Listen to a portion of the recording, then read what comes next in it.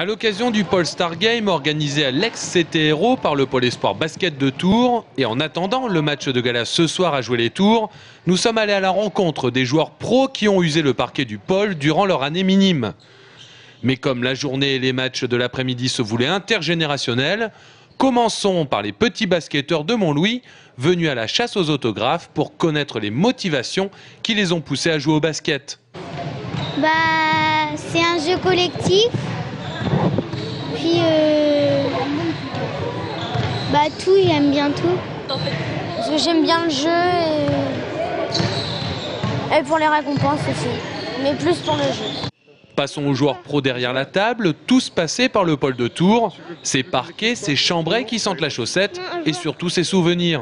J'en garde un titre de champion de France UNSS, ça c'est un bon souvenir surtout. Et un Frédéric Rapès qui était entraîneur à l'époque, très dur, et qui a su nous faire élever notre niveau à l'époque. Et c'est vraiment les souvenirs que j'ai. Et aujourd'hui, je garde surtout des amis de cette époque-là, qui fait qu'avec le temps, on a toujours gardé contact et ça, c'est un vrai plaisir. Mais alors, quelle différence entre le travail au Pôle Espoir et le basket pro ? Et ça change pas tant que ça, parce que c'est vrai que ça reste rigoureux, ça reste que du travail, même dans le monde professionnel.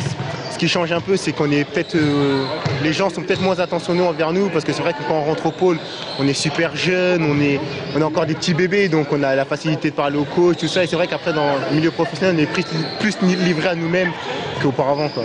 Je pense qu'il faut un gros mental, parce que rentrer dans un milieu professionnel, c'est jamais facile, parce qu'il y a beaucoup de joueurs étrangers, donc voilà, faut savoir s'imposer, quoi.